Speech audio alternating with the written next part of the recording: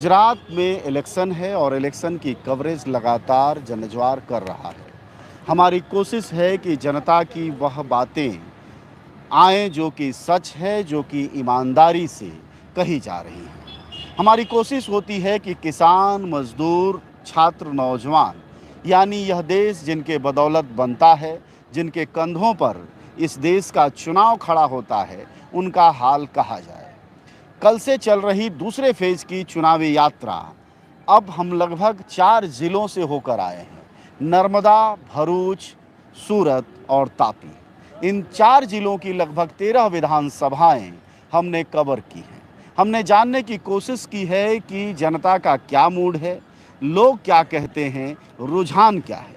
उसमें हर तरह के लोग मिल रहे हैं, हर तरह की जानकारियां मिल रही हैं। हमारे साथ हमारे सहयोगी दत्तेश भावसर हैं गुजरात से, वह भी साथ घूम रहे हैं। सबसे पहले वह जानकारी देंगे कि हम लोग किन इलाकों में गए, किन क्षेत्रों में गए और कहाँ-कहाँ, किन-किन विधानसभाओं में गए। कोशिश यह भी करेंगे ये बताने की कि साहब किस सीट से कौन खड़ा है, किस पार्टी से। हाँ दत्तेश। हाँ, सबसे पहले कल सुबह हमने हमारी जो यात्रा शुरू की वो नर्मदा ज़िले से शुरू की थी।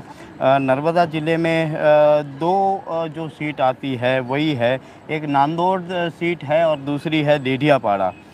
जो नांदौड़ सीट है उस पर अभी कांग्रेस के उम्मीदवार विजयी रहे हैं, उनके खाते में ये सीट है। और जो दूसरी देडियापाड़ा है वो महेश छोटू भाई वसावा जो कि भारतीय ट्राइबल पार्टी के हैं, उनके खाते में यह सीट अभी जा रही है।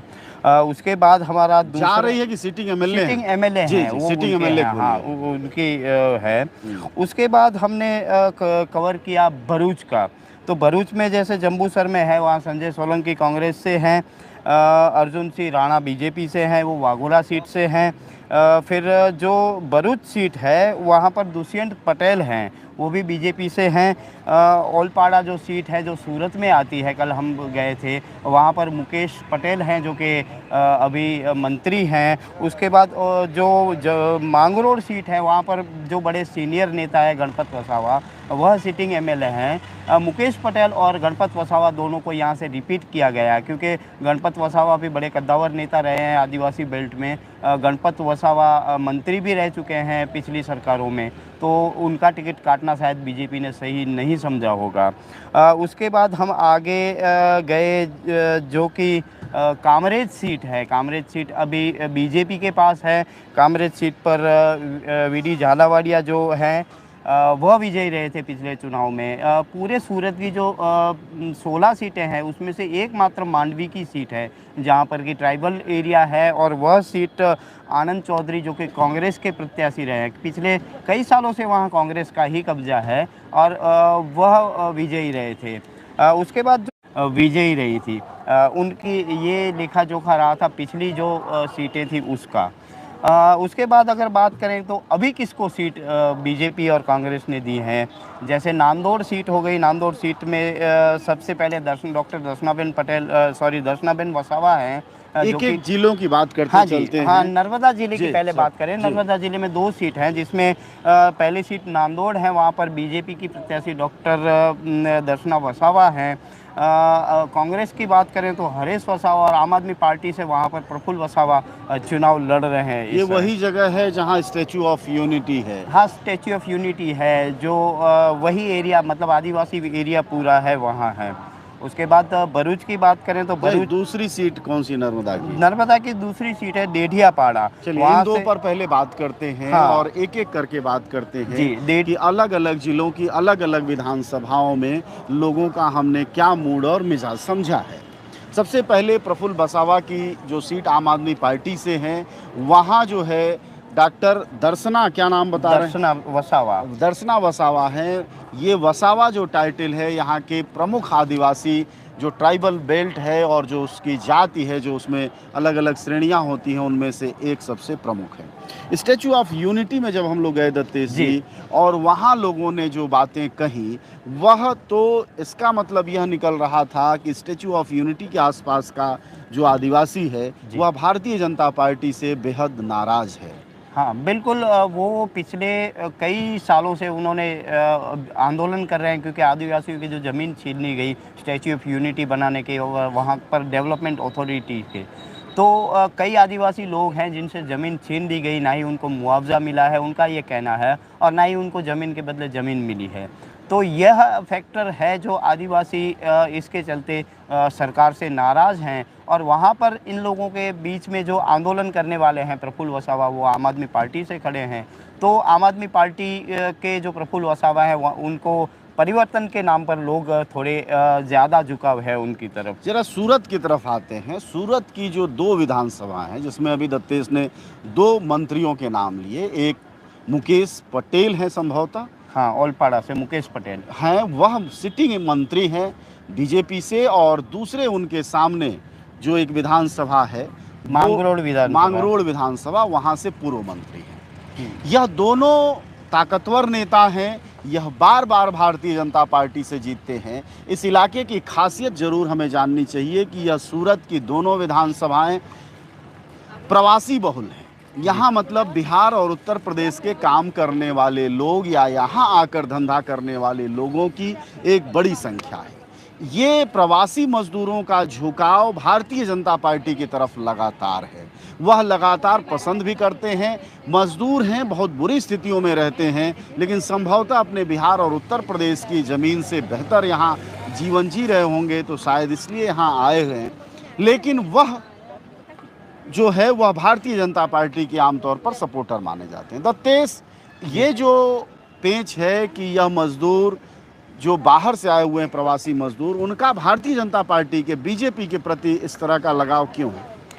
बेसिकली जो यहाँ पर मजदूर आते हैं यूपी, बिहार, मध्य प्रदेश और उड़ीसा से आते हैं जी।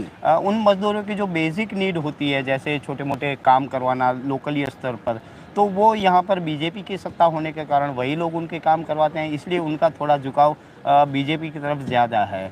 उसका दूसरा भी पहलू देखा जाए, क्योंकि वो जहाँ पर काम करते हैं उनके जो मालिक लोग हैं वह पूंजीपति हैं, वो भी नेचुरली सरकार के साथ ही रहेंगे, तो उनका भी झुकाव बीजेपी की तरफ रहता है। इसलिए उनका भी यह मानना है कि बीजेपी को ही वहाँ पर लीड मिलेगी। अब ये तो मतलब ये बहुत महत्वपूर्ण बात दत्तेश ने कही कि मालिक चूँकि बीजेपी के सपोर्टर हैं, पूंजीपति हैं, तो ऐसे में मजदूर भी उनके वाया समर्थक हो जाते हैं। अब तक आप यह तो सुनते रहते हैं कि मर्दों की बीबियां वहीं वोट देती हैं जहां पति कह रहा होता है, लेकिन मजदूर भी मालिकों के इशारों पर वोट देते हैं। यह गुजरात का सच है। गुजरात का सच इसलिए है क्योंकि उनके पास कोई विकल्प नहीं है। पिछले 27 सालों से भाजपा है। अगर राशन चाहिए, राशन कार्ड चाहिए, वोटर कार्ड चाहिए, या स्कूल में एडमिशन चाहिए, या कुछ भी मदद चाहिए, या 5 किलो का वो मुफ्त का राशन जिसके नाम पर अमित शाह घूम घूम कर पूरे गुजरात में वोट मांग रहे हैं, तो जाहिर तौर पर वही तरीका है। सबसे बड़ी बात कि जिस भाजपा को मजदूर विरोधी माना जाता है, गरीब विरोधी माना जाता है, इन दोनों सीटों पर गरीब और मजदूर दोनों काम करते हैं, बावजूद वह भाजपा के सपोर्टर हैं। यह गुजरात का एक अलग ढंग का सच है। अब आइए हम मांडवी विधानसभा चलते हैं। कुल 16 विधानसभाएं हैं, जिसमें कि 15 पर भारतीय जनता पार्टी का कब्जा है। सिर्फ एक विधानसभा है मांडवी। दत्तेश, आप याद करिए, जब हम मांडवी जी जा रहे थे तो मांडवी के रास्ते में हम एक मुस्लिम गांव में पहुंचे। वहां मुस्लिम समाज के कुछ लोग मिले और उन लोगों ने कहा कि वह भारतीय जनता पार्टी को वोट देंगे।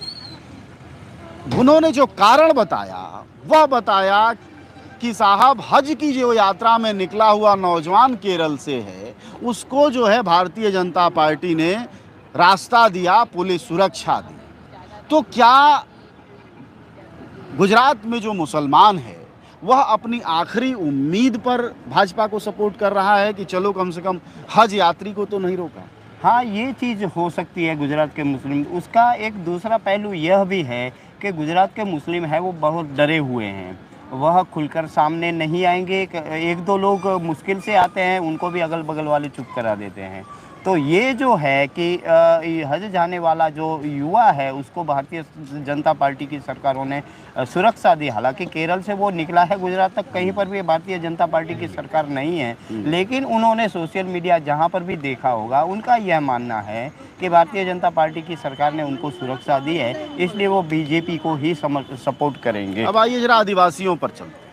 चूंकि हम जिस बेल्ट में खड़े हैं, सूरत की जिस विधानसभा में खड़े हैं, यहाँ भी आदिवासी बहुल है, तापी।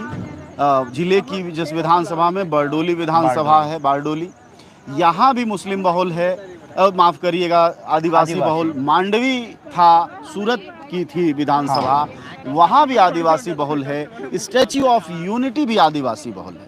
एक चीज़ दत्तेश आपने भी नोट किया होगा, मैंने भी नोट किया कि आप युवाओं से जब कोई प्रश्न पूछ रहे हैं तो युवा भाग जा रहे हैं, युवा सामने नहीं आ रहे हैं, बोलते नहीं हैं। उनके बुजुर्ग थोड़ा बहुत भले बोल लें, लेकिन युवा नहीं बोल रहे हैं, या फिर हंस मुस्कुरा के माइक के सामने से भाग जाते हैं और नहीं तो चुप रह जाते हैं। इसका मैं जो कारण समझ पा रहा हूँ वो ये कि चूंकि सोशल मीडिया सबसे ज़्यादा युवा यूज़ करता है, दिन भर मोबाइल देखता रहता है। हमारे पीछे अगर आप देख पा रहे होंगे तो इस वक्त सामान लद रहे हैं, बोरे लद रहे हैं। उन युवाओं से बात करो या गांव के युवाओं से बात करो, कोई भी युवा माइक पर अपनी बात नहीं कहना चाहता, सरकार को लेकर अपनी राय नहीं देना चाहता।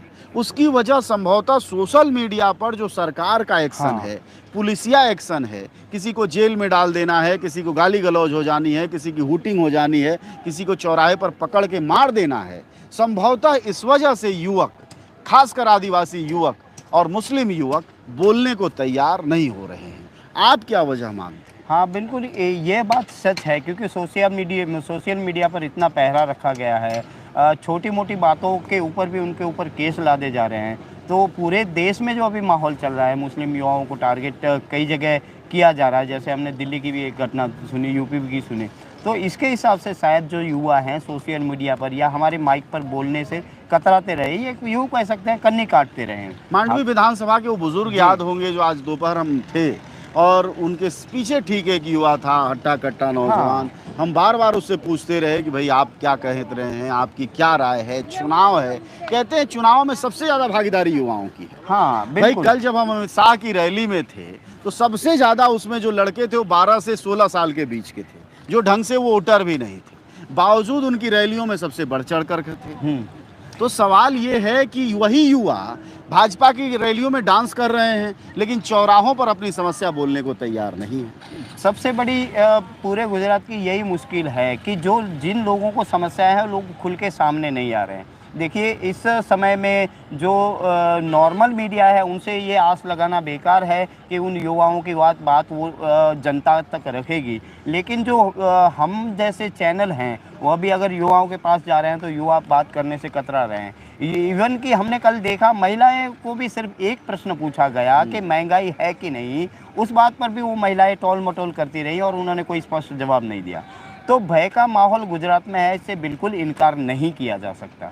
चलिए, शुक्रिया आपका। और हम लोग लगातार घूम रहे हैं, कोशिश कर रहे हैं कि सही नब्ज आप तक पहुंचाया जा सके, बजाय कि कौन नेता जीत जाएगा, कौन हार जाएगा, किसकी सरकार बनेगी, यह तो आप बाकी चैनलों पर देख रहे होंगे। हमारी कोशिश ये है कि हम आपको वह सच बता पाएँ कि जनता क्या मांग रही है, जनता क्या चाह रही है, और 27 साल की गुजरात की सरकार किस हालत में है और जनता उसको कितना अभी भी चाह रही है। फिर कल हम मिलेंगे इसी वक्त। कोशिश होगी कि 7 बजे के आसपास आपसे मुलाकात हो, किसी न किसी ऐसी ठौर जगह पर हम मिलते हैं। आज हम बरडोली के रेलवे स्टेशन पर हैं और यहाँ से बात कर रहे हैं। कल हो सकता है थोड़ा हम आगे पहुँचें, लेकिन इस पूरी प्रक्रिया में आप इतना भरोसा रखें कि जनज्वार हमेशा की तरह आपको सच से वाकिफ़ कराएगा, क्योंकि ठेका हमने किसी पार्टी को जिताने का नहीं लिया है। सच हम दिखाते चलेंगे। जाहिर तौर पर सत्ता के खिलाफ हम सब देख रहे हैं कि एक रोष है, एक गुस्सा है, लेकिन वह गुस्सा गुजरात के वोटर बूथ तक जाएगा कि नहीं जाएगा, वह इस बात पर निर्भर करेगा कि जिस मुफ्त राशन पर अमित शाह वोट मांग रहे हैं और जिस वजह से युवा अपना मुंह नहीं खोल रहे हैं, क्या युवा जो है मुंह खोलना शुरू कर देंगे चंद दिनों में और अपनी बात साफ कहने लगेंगे अपने बुजुर्गों से, तभी जाकर यह शक्ल सूरत बदलेगी 27 साल से जो चल रही है भाजपा की, और मुफ्त के अनाज को अपना अधिकार का अनाज क्या समझने लगेंगे। वक्त बहुत कम है, समय बहुत कम है, और इस बीच यह मानसिक बदलाव गुजरात की जनता जिस हद तक कर पाएगी, उस हद तक राजनीतिक बदलाव के, सत्ता परिवर्तन की हम उम्मीद करते हैं। नमस्कार।